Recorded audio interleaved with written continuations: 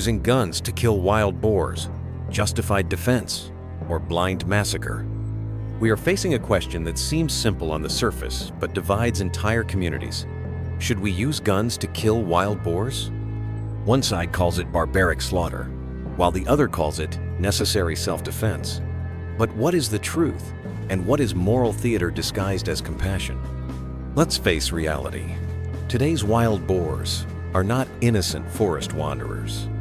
They are invasive hybrids crossbred between domestic pigs and European wild boar, stronger, more aggressive, and reproducing faster than any other wild animal on the continent. They are not merely animals, they are a tusked threat spreading out of control. So when farmland is destroyed, property is wrecked, children are injured, who bears the cost? Not the animal rights activists, not the social media users posting "Love the Boars" hashtags. It's the working people, the families living on land that is slowly being overtaken. Using guns isn't a sport, nor is it some bloody form of entertainment as many claim. It is a last resort, an emergency response that farmers are forced to choose when the law is ineffective and nature has lost balance. It is survival through resistance, not mindless killing. No one wants a world full of gunfire, but this world is no longer peaceful enough for us to just plant flowers and hope for the best. When wild boars reproduce by the hundreds each year, when they cause billions in damage every harvest, then doing nothing becomes the real cruelty. When will society understand that morality cannot live in slogans alone? Sometimes, protecting human life demands decisive action. And sometimes, a gunshot is not a symbol of violence, it's the final cry of a community being suffocated by indifference and moral delusion.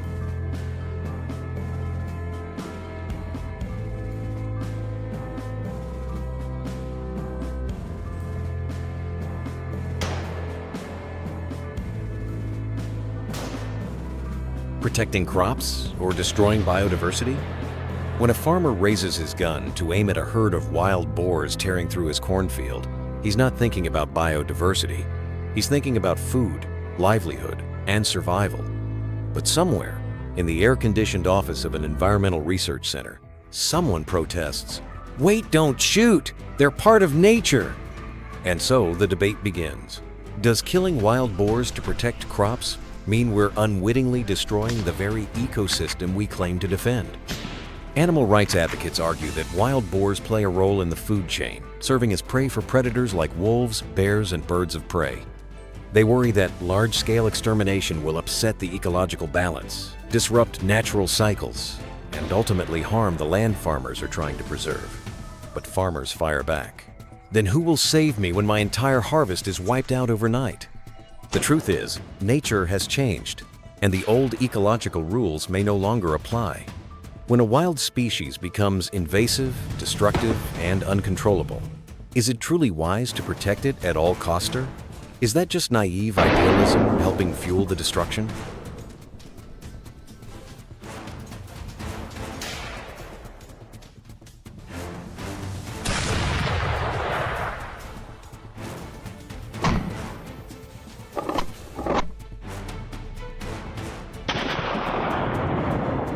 Free hunting, legitimate self-defense, or a dangerous gun culture?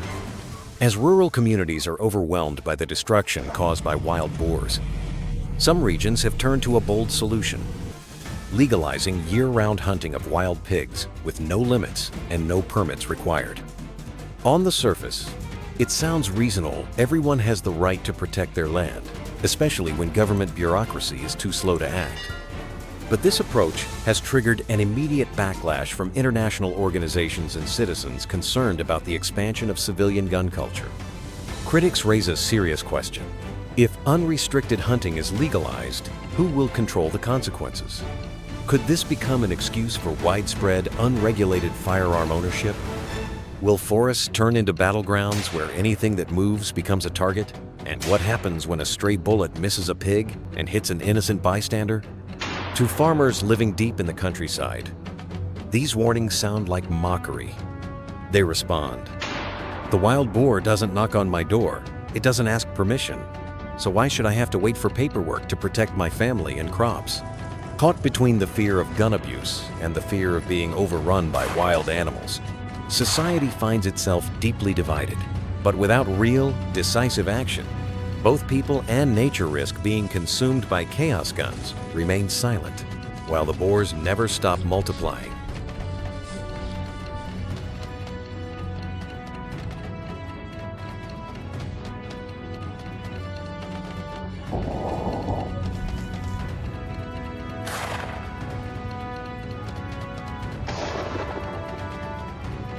Wild boars, dangerous invaders, or nature's scapegoats.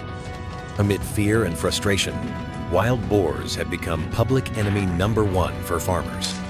The media paints them as biological monsters, uncontrollable breeding machines, and the rural nightmare of Europe and America. But beneath the cries for extermination and the gunshots echoing through the woods, a quieter question begins to rise. Are we blaming wild boars for a disaster we created? Because in truth, wild boars didn't make themselves a problem. Humans did. We were the first species to bring them across continents where they didn't naturally belong. In the 16th century, European explorers introduced wild pigs to North America as mobile food sources. In the 19th and 20th centuries, they were imported again for sport hunting and entertainment. Later, as humans abandoned forests and domestic pigs escaped and bred with wild ones, a new creature was born stronger, more prolific, and more destructive. But whose fault is that? Some ecologists argue that deforestation, urban sprawl, and industrial agriculture disrupted natural ecosystems and gave species like wild boars the upper hand. They caution that labeling them invasive is a convenient way for humans to dodge accountability. These animals are not truly outsiders. They are byproducts of our flawed systems. But to people suffering real losses, philosophical debates don't fill their bellies. To them, wild boars aren't symbols of ecological imbalance. They are the face of hunger, destruction, and helplessness. They don't need a lecture on historical blame. They need solutions now. So, who's right? Who's wrong? Perhaps both are right. And perhaps both are simply speaking from different corners of a disaster that we, as humans, built together.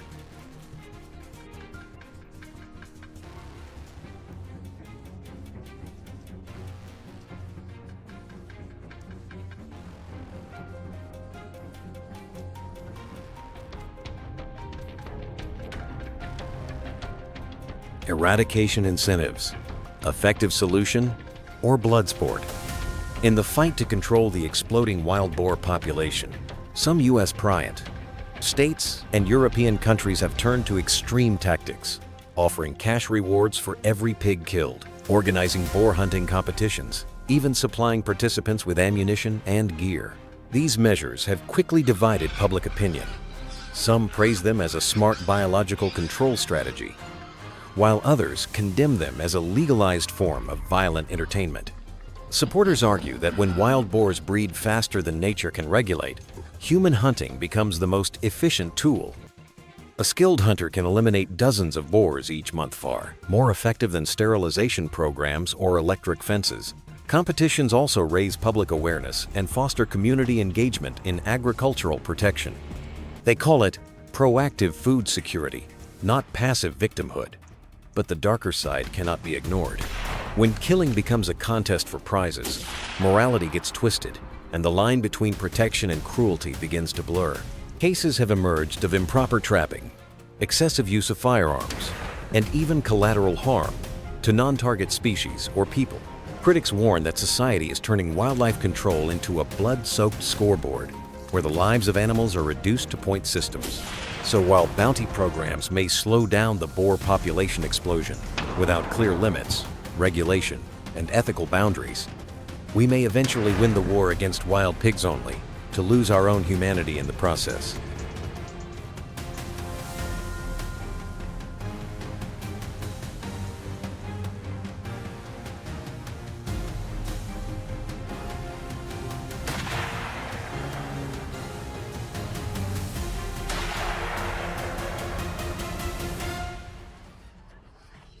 Have governments abandoned farmers in this war? At climate change conferences, in 100-page biodiversity reports, and during campaigns promoting greener agriculture, farmers are praised as unsung heroes, the backbone of food security the front line of environmental protection. But behind those flattering words, when crops are destroyed by wild boars, when livestock are injured and fences torn down, a bitter question echoes, where is the government? In reality, most compensation programs for farmers affected by wild boars are symbolic at best, slow, and bogged down in red tape. Some require farmers to document damages daily, take photos, file reports, and wait months for approval, by which time the damage is already irreversible.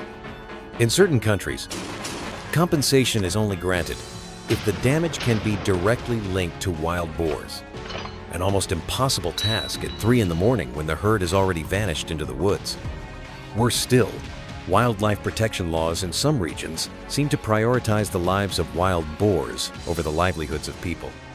Many farmers have been fined for setting traps, chasing off animals, or shooting without a permit. Not only do they lose their harvest, they are treated like criminals for defending their land. Meanwhile, government agencies issue orders from a distance, suggesting solutions that sound good on paper. Biological fencing, motion, activated cameras, early warning sensors. But who pays for the installation? Who maintains the equipment? And who stays up every night to watch for wild boars in the dark, if not the farmer? It's time to admit the truth. Many governments have abandoned farmers in this battle, or worse, are using them as a human shield to protect their image of ecological morality. But there is nothing moral about letting a family lose everything just to protect a herd of pigs breeding out of control.